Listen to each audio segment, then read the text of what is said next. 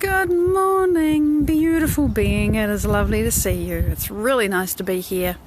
Let me show you the day. I love this kind of sky. Just got to go down a step because that gives me more of the view this way. I mean, isn't it glorious? It's just beautiful. I love this kind of sky. And you can hear the birds, and it's one of those mornings like this. Good morning, Marianne. Good morning, Nefertiti. Good morning, Linda. And look at this deliciousness. Beautiful airflows make this happen. And here's the sky right above us. My back bend for the morning. Isn't that glorious? That's what's up above. And if we come down to the earth, that's what's down below. Oh my God, yeah, it's far too warm in Florida, let's be honest. Let me just, I'm doing the sideways two-step down the steps. But so you can see the flowers. This is the poster shot. So walking along to enjoy the paper white, just not nice. And yeah, it's not 100 degrees here, let me tell you. It's not as cold as yesterday though, slightly breezier. So we have flowers, it's getting close. Good morning, Alicia. Lovely to see you. And let's go up and enjoy these snowflakes because they're so pretty.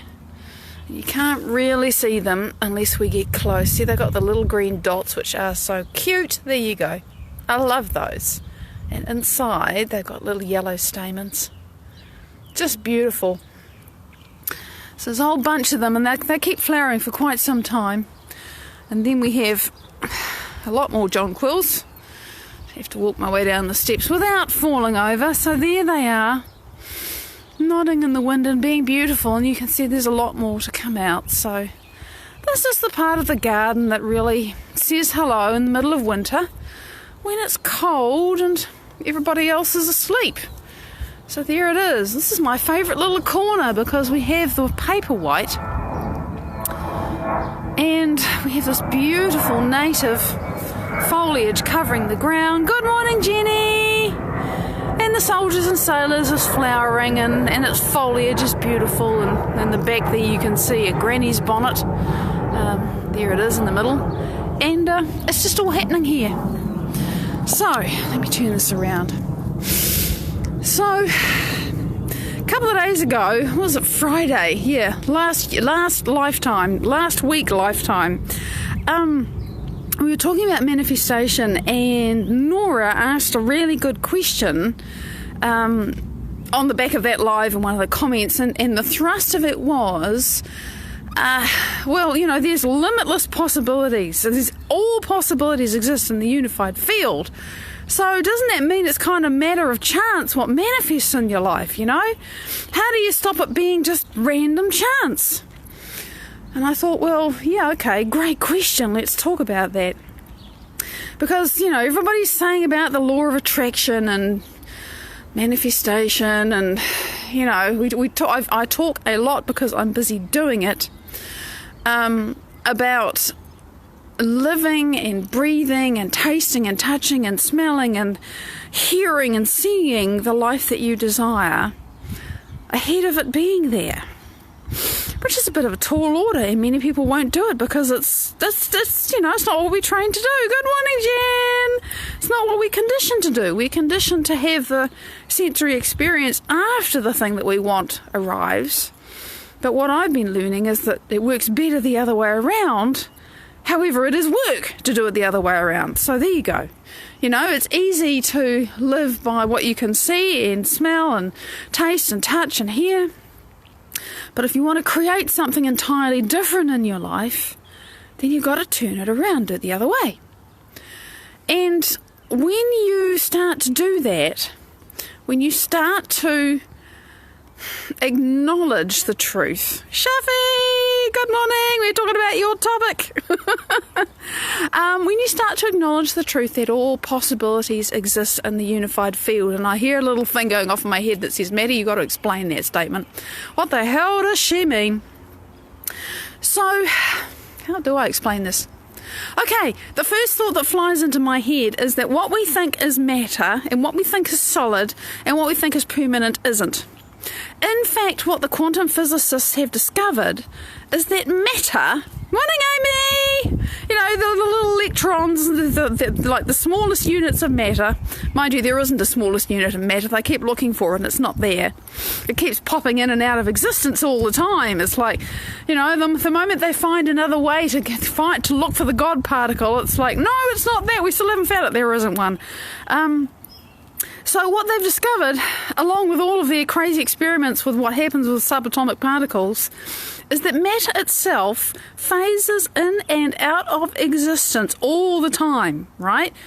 Crazy number, 7.8 times a second. You and I, like, here, there. No, I'm not. No, I'm not. No, I'm not. Yes, I am. No, I'm not. Yes, I am. No, I'm not. Yes, I am. No, I'm not. 7.8 times a second, which sounds remarkably like the Schumann resonance, actually. So that's an interesting thing. That's crazy. We are not nearly as real as we think we are, and reality is not nearly as real as we think it is. Conditioning, expectation, blah, blah, blah, beliefs, tra-la-la. So that's the first thing, is to realise that reality and matter as we think it is actually very mutable. It's constantly changing, and the reason why it doesn't appear to change much is because we just expect it to be the way it is, and we are the divine observer in our universe, and what we observe is what happens. And then, you want to observe something else, and you think, well, I observed it, I saw it, why isn't it here? And I opened my eyes. Well, there's a story about that, and that's what we're talking about. So the next thing is to remember, good morning, Dr. Tom. The next thing to remember is that matter, again, illusion, is 99.99999999999% space. Empty. Nothing. Except it's not nothing. In that nothingness, yet reality is totally illusion. And I'm not being philosophical about it. This is actually fact. But it's a damn good illusion because we get all wired up to it. You're quite right, Shafi. It's a liberating fact if you know what to do with it. Good morning, Burner! So, in that 99.129% space is a whole ton of energy and frequency and information and consciousness. In that space. Carmelina, good morning! That's where all the limitless possibilities are. Because when you take, this is again what the quantum physicists discovered, when you take your attention off the particle, it literally ceases to exist. They did these experiments. Where is the particle? How big is it? What size is it? How fast is it travelling? And they discovered that as soon as they stopped looking, it ceased to exist as a thing and it went back into possibility. It stopped existing as a particle. It went back into waves. Waves, frequency, information, consciousness, possibility, potential.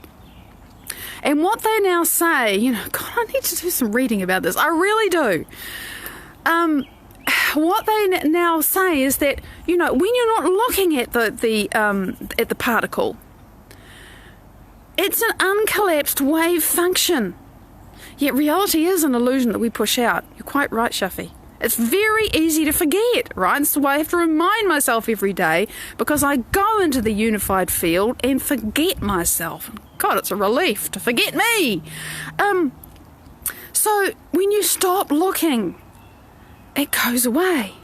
You think, okay, I'm shutting my eyes. Why has the world not disappeared? How can you prove that it hasn't when you're not looking? But more to the point, you say, okay, I open my eyes, nothing's changed. How long have you been looking at your world the way it is? How much of your brain is wired to expect it and think about it and interact with it the way that you're used to doing all that? And how conditioned is your body to that, right? That's why this change is hard. So, getting back to the limitless possibilities. If you can practice And you have to practice, and it won't happen. You can't think your way into limitless possibility because you're thinking with circuit that is based upon your experience, and your experience is very three-dimensional, Newtonian, cause equals effect. This happens, I feel that. You will not get to limitless possibility by thinking. You can't think your way into limitless possibility. Good morning, Laura. It's not there. Because you're thinking with the circuits that have been created by very limited experiences.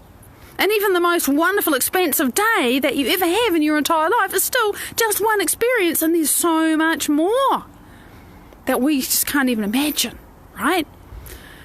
I know this because I keep seeing edges of it and think, oh God, I can't quite grasp that because I simply don't. Anyway, I don't have the state to have that be real for me yet. So, to connect with those limitless possibilities, I have to lose myself. I have to turn off all the circuits in my brain that remind me of who I am and what is possible for me and what isn't possible for me and what I can't do. I've got to forget that I have a body that has limitations and has little problems, and they're only little problems, Some people have massive things going on. I have to forget about those little problems that I've been so invested in over so many years. I created them. Nobody did it to me. I have to forget about my body. I have to forget about myself. I have to forget about the people that I care about, that I'm concerned and think, oh God, how's this going to work out? I have to forget about all of that. I have to forget about everything in my life that is good, bad, or indifferent to me. The fact that I have a wonderful house, it's freehold, is wonderful, but there's all this money I want to spend on it to fix it up, and I don't have that. I got to forget about that. I got to forget about all the places I need to go. The fact that I need to walk into my office and do work, and I want to get out in my garden and do stuff out here. I want to go for a walk. I have to forget about everywhere. And I have to stop thinking about what happened yesterday, and I got to stop thinking about everything that I'm going to do today. I got to completely let go of time. Because when I do that, I'm not firing all the circuits in my brain, and therefore pouring the chemistry in my body, that relates to the matter, the particles, the everything that I'm used to observing into being. And when I can do that, and it's taken me a while, but oh my God, it's so good to get good at doing this. I cannot say how fabulous it is. Well, then I'm in limitless possibility. And then the state that I can create within myself, the state of being, that is like the antenna that says, bzz, bzz, bzz, bzz, this frequency. So if I can get to this place where I'm nobody, I'm no one, I'm no thing, I am nowhere, and I am in no time, and in that space, I can choose who I'm going to be. I can choose how I want to feel. And I can actually generate that feeling and hold that feeling. And I might see the thing that I want to do. I might hear something wonderful. I might even smell or taste it. I might have the sensation of really being there. Fundamentally, though, the feeling, the state of being that I inhabit, which is my thoughts and my feelings, when I am in that space where nothing else is going on, I become it, and I am sending the signal in the unified field that says, in all of the limitless possibilities that are there, because everything's there, this is who I'm being. Match me this.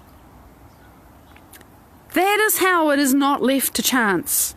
When you get rid of everything that you used to be, or no longer wish to be, or even bits of yourself that you really like but might be attached to bits of yourself that you don't like, you just let it all go. And that's a skill which anybody can learn if they're willing to do the work. When all that's gone, your thoughts become things. And you have to keep observing. Kelly, it's great to see you, honey. You have to keep observing, because I've been observing my life for nearly 54 years. The way it's been. If I want something else, I might have to observe it a few more than 1 or 2 or 3 times. But I tell you, the process of doing it is just, every day it's better. Check the time. So this is how you take limitless possibilities. Remember, we're not looking. The electron's gone. There's just waves, frequency, information, consciousness. It's the mind of God. It's the whole of everything that's been known and experienced and understood and forgotten through the whole of time and all the universes is in that frequency, is in that data, which means the possibility of you having the life that you desire has got to exist in there somewhere. And what you have to do is make yourself a resonant match to that. And that's why we have to labour so much to get rid of who we're used to being so that we can, in that space of being nothing but pure awareness, choose a different state of being. And you observe it and you get to know it and you become familiar with it. And I know because I'm working with gorgeous people who are changing themselves from, really difficult situations. And it's interesting, they're having little experiences of the universe saying, here, have an experience of your dream life. It's not going to happen yet because you're not ready for it. But have a little experience of it so you can see, oh my God, I'm actually scared of walking into my dreams. Oh my God, the level of change. Just so they can see it. And then they're going to go back into the field and they have more information now to go, oh, right. Well, this is what I need to change. This is who I'm becoming. I've got to become more familiar with this person that I want to be. Because we think, I just want to have, I just want to be, I just want to do whatever it is. And you're thinking that thought as the person you are now who hasn't been able to do that for 30 years. If it suddenly arrived today, you wouldn't know what to do. You actually have to work it out. Cynthia, good morning. And again, I don't mean think it all out, although there's a place for quietly thinking, writing, or whatever you do, envisioning, imagining. What would I do? What would that life look like? And I realised something that I've been dreaming about in my meditation. And not at night. I don't dream that much at night, but in my meditations I dream. And so I realised something, if that dream came true, I wouldn't know what to do. What would I do with that day with that person? I don't know. What would they like to do? Better think about it if it's going to happen, because it's getting more and more real to me. I'm quite sure it's going to happen. But if it landed today, I wouldn't know what to do with it. We actually have to really become that person. And as soon as I observe myself into the beingness of the life that I desire, the universe can match that. It has absolutely no choice in the matter. It's just got to endorse who I'm being. And if I'm being lackful, this is a vital point, and I just watched Joe talking about this yesterday. A little video synchronously came up. If I am saying, but my money isn't here yet, where's my money? How's it going to happen? Where is my future? How is that thing going to happen? As soon as I'm saying, where is it? I'm not living the fact that it's here. So you can't be looking for it if you're manifesting it. The only way to manifest something is to be in the state where you have it. And the challenge is, of course, that you might have to be in the state where you have it for an extended period of time when apparently you don't. And we talked about that on Friday, this is the challenge. And I'm not saying I've got this down. I don't think anybody who is on this path just sits up and says one day, eureka, it's done. Although they will probably do that after they've been doing it for a while. It's like you just know. Heather, good morning. But if you're looking for it, you're not there. So for me, and I don't always achieve this either, but I always make a very determined and concerted and conscious choice about it. The point of my meditation in the morning is that firstly, I will never get up the same way that I sat down. And I don't, because I'm physically changed each time, because there's so much energy moving through my body, and I'm releasing old stuck emotions and old beliefs and thoughts about myself. It's like really powerful shit's coming up at the moment. I know I'm physically different. But also, because I'm physically different, I'm chemically different, I'm emotionally different, I'm going to feel different. I'm going to feel a bit more like the person I want to be. And some days I wake up, I come back to my senses and I'm really, truly, I feel it. And other days it's just like, yeah, I know this is true. I'm not, wrapped up in the emotion, but I know it's true, and I'm still going to have this determination to move through my day and be this as much as I can. I get into my day and I get busy and I forget things, and it's like, hang on a minute. Whoa, is this who you want to be? Is this how you want to be? I do that dance every day. But this is how you take it from randomness of, oh, gee, well, hope something's going to land, to say, in all of those limitless possibilities, and they are there, if you can just get yourself out of the state of mind and heart and being of what you've been so accustomed to being and experiencing and having and doing for your whole life, and become somebody else. The more you do that, and the more you can maintain that state of being, the more the universe is able to manifest that for you. That's how it works. And that's why lots of people don't do this, because it's challenging. We have to get beyond ourselves. We have to get beyond the illusion. We have to get beyond everything we can see. And sometimes what we can see is really ugly and really scary and really hard. It's like, oh shit, you want me to stop giving my attention to that and put it onto something else that seems completely ridiculous and crazy and never going to happen? Well, look at it this way. It's a nicer state of being to be in. If the only nice thing that you get to do in a whole of your difficult day is to take an hour and shut your eyes and create something wonderful behind your eyelids, don't you think that'd be a nice thing to do? Takes a certain skill, takes quite a lot of skill, takes a lot of determination. I know what this is like. But this is how we do it. And yeah, my inspiration, Joe Dispenza, has taught me how to do it. No one else taught me how to do it in a way that made sense to me, because nobody else showed me how to get beyond myself. And nothing happens, really, until I get beyond myself. So that's what I wanted to share with you. I am going to be back in 3.5 hours to give you an update on our dear Sang Marie Gomez in the Gambia, who is constantly amazing me because of how he does this. And he's in the middle of a very big challenge. And I'm kind of curious, because I don't know how, but I think he's going to manifest a miracle. So if you're here in 3.5 hours, or even if you're not, catch the replay. Come join me, I'll tell you what's going on. Big love. I'll see you. Bye-bye.